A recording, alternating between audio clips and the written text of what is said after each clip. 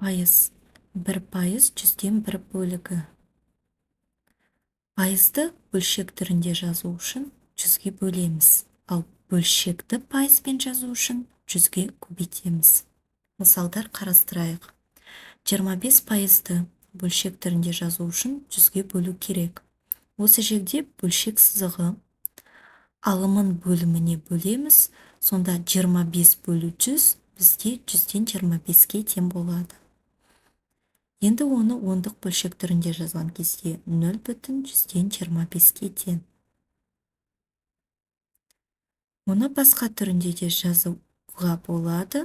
100-ден 25-ті қысқартқан кезде 4-тен 1. Сонда 25% 100-ден 25-ге, 0,100-ден 25 пен 4-тен 1-ге тең. 100-ді 100-ге бөлген кезде 1-ге тең болады. Ал 8,4%-ды 100-ге бөлген кезде сан кемейді, солға жылжимыз 2 рет. Сонда үтірді 2 рет жылжыған кезде 0,1084-ге тең болады.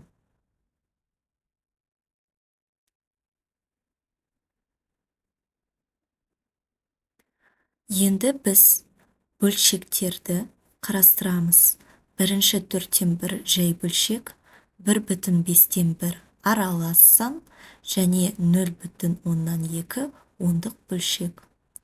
Осылардың үшеуін ондық пайызға айналдыру үшін біз 100-ге көбейтуіміз қажет. Бірақ бірінші жай бөлшекті толықтауыш көбейткіш бөлімі 100 шығатындай қойсақ, біз пайызды таба аламыз. Мысалы 4-тен 1-ді 25-ге көбейткен кезде 100-ден 25 шығады.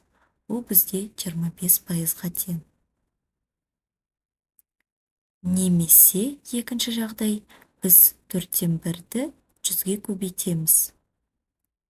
Натурал санды бөлшек түрінде жазу үшін бөліміне 1 қоямыз.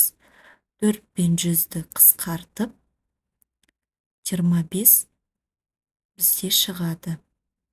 Сонда жауабымыз 25%. Екіншіде аралас сан 100-ге көбейтеміз. 1,5-тен 1 көбейту 100. Аралас санды натурал санға көбейту үшін бұрыс бөлшекке айналдырамыз, 5-тен 6-ға тең, және де біртіп бөлшек түрінде жазамыз, 1-ден 100. 100 бен 5-ті 5-ке қысқартамыз, 100 бөлу 5 20-ға тең. 6-ны 20-ға көбейткен кезде 120 шығады. Сонда жауабымыз 120%. Енді ондық бөлшекті пайызға айналдырамыз. 100-ге көбейткен кезде үтір оңға қарай жылжиды, сонда жауабымыз 20%. Енді тақырыптың қорытынды негізгі түйінін айтып шығамыз. Барлық есептерде әрқашанда 100% бұл бізде барлығы болып табылады. Пайызды бөлшекке айналдыру үшін біз оны әрқашанда 100-ге бөлеміз. Оны міндетті түрде бір жерге жазып алыңыздар, жаттап алыңыздар. Пайыз бөлшекке айналдыру үшін бөлу 100. Ал барлық бөлшектерді пайызға айналдыру үшін жай бөлшек болсын, аралас сан болсын, ондық бөлшек болсын, біз оларды 100-ге көбейтеміз.